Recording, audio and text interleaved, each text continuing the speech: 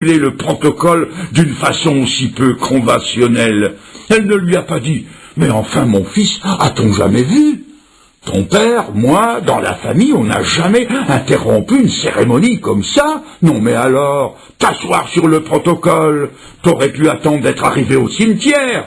Fis le vilain garçon, allez, oust, remonte et rallonge-toi dans ta bière. » Si donc la conversion, en changeant votre vie, choque quelqu'un, ce ne sera en tout cas pas moi, ni mes frères qui sont ici avec moi, ni le Seigneur qui est dans son ciel.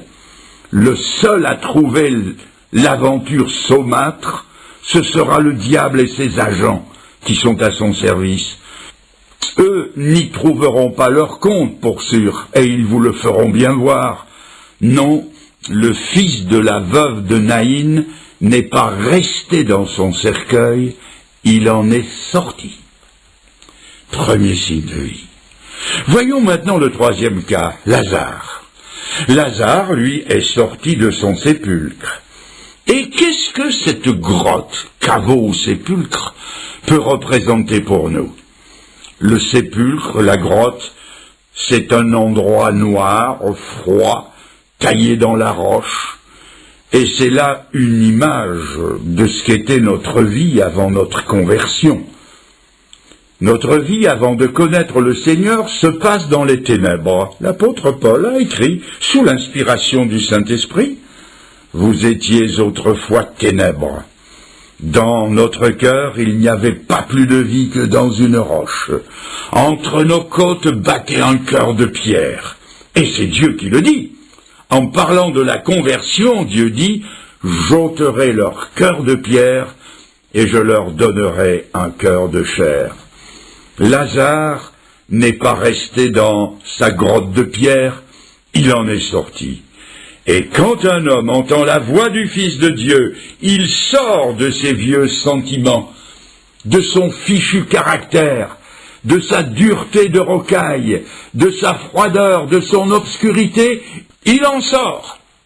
Et la conclusion est celle-ci, quand le Seigneur sauve quelqu'un, et là je me répète, il ne le sauve pas dans ses péchés, il le sauve de ses péchés.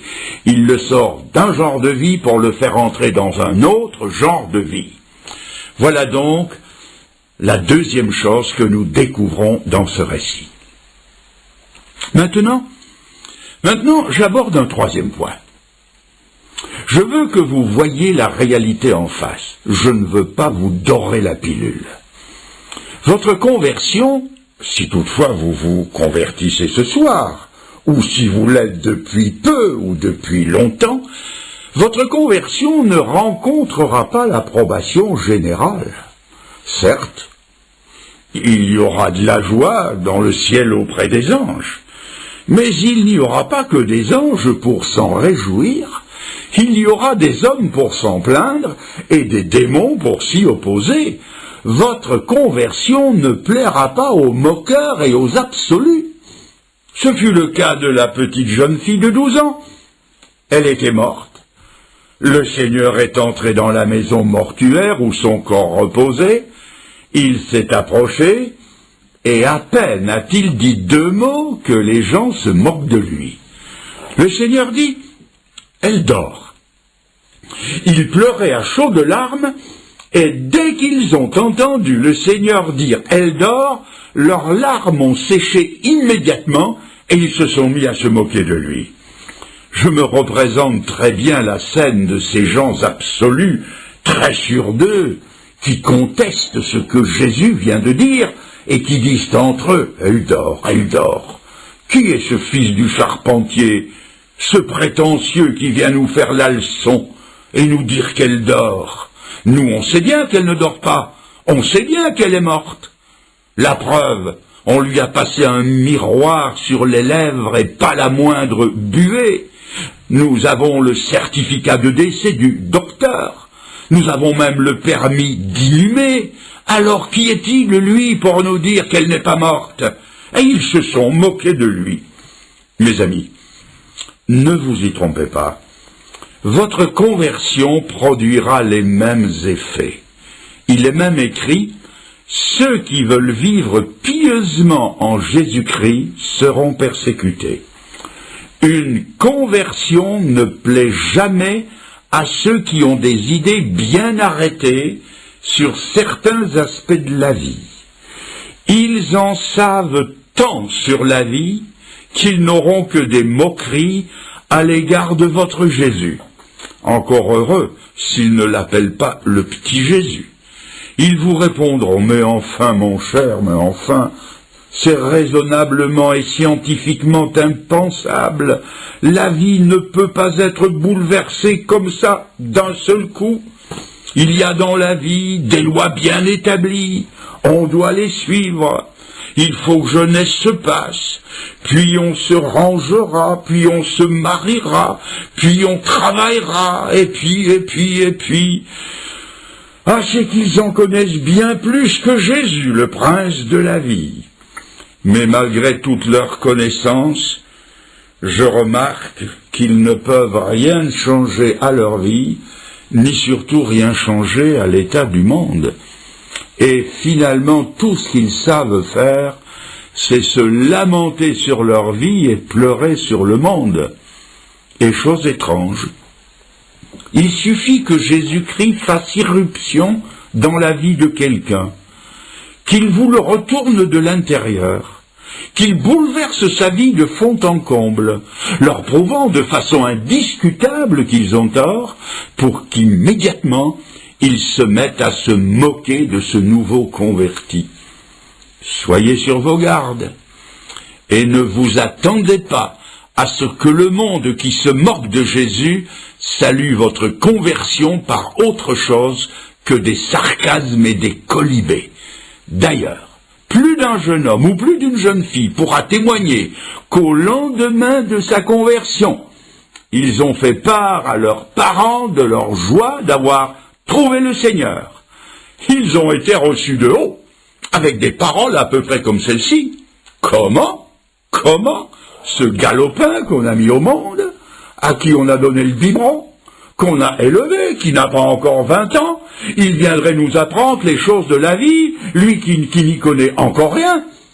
Bien sûr, le galopin en question ne connaît peut-être pas toutes les expériences de la vie, mais il connaît la chose qui compte, c'est qu'il était perdu, et que maintenant il est sauvé, qu'il était mort et qu'il est revenu à la vie, et que surtout, il connaît celui qui est le prince de la vie. Deuxièmement, il faut savoir aussi que votre conversion ne plaira pas non plus aux gens intéressés, car il y a des gens intéressés. Prenez par exemple le cas du jeune homme qui est assis sur son cercueil. Le Seigneur passe dans sa vie, il lui parle, le miracle se fait, et d'un coup, il se redresse, s'assied, se met à parler, et en souplesse, il dégringole de son cercueil. Miracle stupéfiant. Mais avez-vous déjà pensé à la tête qu'a dû faire l'entrepreneur des pompes funèbres? Il a dû diminuer sa note de 50% pour n'avoir fait que la moitié de la cérémonie. Avez-vous pensé à la tête du fossoyeur qui attendait près de son trou et qui, en tapotant sur sa montre bracelet, de peur qu'elle ne soit arrêtée, s'est dit en lui-même « Mais qu'est-ce qu'ils font? Ils n'arrivent pas !» Il n'a plus eu qu'à reboucher son trou ou attendre un autre client. Ces deux-là n'y ont pas trouvé leur compte dans ces résurrections. Le Christ est un trouble fait, un empêcheur de danser en rond qui vient leur ôter le pain de la bouche. Ce que je viens de dire peut paraître burlesque, mais j'aimerais vous dire ceci. Pensez-vous que votre conversion va faire l'affaire du tenancier de bistrot quand il ne va plus vous voir venir pour boire la nisette le matin, l'apéritif à midi, le pastis à 4 heures et le restant du portefeuille le soir? Vous croyez que ça va faire l'affaire du marchand de pronostics ou de celui qui vend les billets du tiercé quand vous ne vous adonnerez plus aux jeux d'argent et de hasard? Croyez-vous que tout le monde va y trouver son compte? Et ces amis avec qui vous aviez l'habitude le dimanche matin d'aller faire la partie de billard ou la partie de piquet, croyez-vous qu'ils vont être contents quand vous n'irez plus avec eux? L'apôtre Pierre l'avait déjà prévu.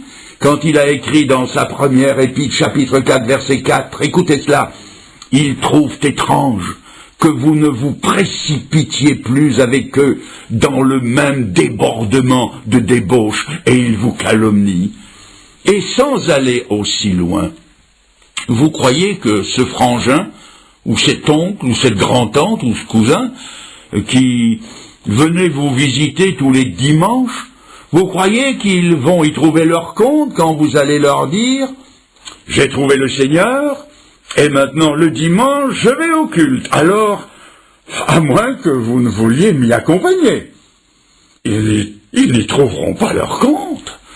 Croyez-vous qu'il a trouvé son compte, mon oncle? Un oncle à héritage, par surcroît, quand il est venu me voir un dimanche à l'heure de la réunion, quand il est arrivé, l'oiseau était parti, parce que Fernand le Grand, à l'heure de la réunion, il est à la réunion. Si à l'heure du culte ou de la réunion, vous voulez me trouver chez moi, vous n'avez qu'à prier le bon Dieu pour qu'il m'envoie une bonne bronchite ou pour que je me casse une jambe. Vous allez peut-être dire, oui, mais enfin, Fernand le Grand, enfin, vous ne pensez pas que vous exagérez? Vous comprenez, nous, mes amis, prenez-le comme vous le voulez, moi, je ne veux pas le savoir. En plus, votre conversion ne plaira pas non seulement aux absolus ou aux intéressés, mais encore moins aux opposants. Car si nous relisons le texte d'un peu plus près, nous trouvons que les personnes qui étaient présentes à la résurrection de Lazare n'ont pas été tendres pour Lazare. Il est rapporté qu'à cette occasion précise, ils sont sortis de leur gond et ils ont essayé de mettre Jésus à mort parce qu'il avait ressuscité Lazare. Et ça se comprend. Ce miracle les dérangeait. Il authentifiait une vérité à laquelle ils ne voulaient pas croire. Jésus les gênait. Mais savez-vous que dans le chapitre suivant, il est écrit qu'il voulait aussi mettre Lazare à mort. Il voulait le renvoyer d'où il venait.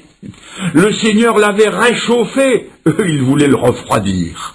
C'est comme ça, et il faudra vous y faire. La haine qu'ils ont contre le Maître rejaillit sur celui qui est l'objet de sa sollicitude. Jésus nous l'a dit d'avance, ce qu'ils ont fait au bois vert, ils le feront au bois sec. Alors vous voilà prévenus, mes amis, candidats à la résurrection. Du côté de Dieu, je peux tout vous promettre, tout. Mais du côté des hommes, je ne vous promets absolument rien, rien, si ce n'est l'incompréhension, la moquerie, l'opposition et même parfois la haine. Je vois aussi une autre chose, c'est que le miracle dans les trois cas a été instantané. À l'instant où Jésus a parlé, le miracle s'est fait. Jeune homme, lève-toi. Il s'est levé. Jeune fille, lève-toi. Elle s'est levée. Lazare sort. Et il est sorti. Le salut, c'est pareil. Le salut, ce n'est pas attendre, c'est croire. Il n'est pas dit « attends et tu seras sauvé ». L'Écriture dit « crois et tu seras sauvé ». Et l'Écriture nous présente le salut comme quelque chose d'instantané, quelque chose d'immédiat. Oh, bien sûr, le cheminement qui nous conduit au salut peut être long, mais dès le moment où nous comprenons le sens, le pourquoi de la mise en croix de Jésus, où nous nous approprions pour nous-mêmes le salut qui est en Jésus-Christ, à cet instant-là, nous sommes sauvés. Et le meilleur moment pour croire, c'est celui où Jésus parle.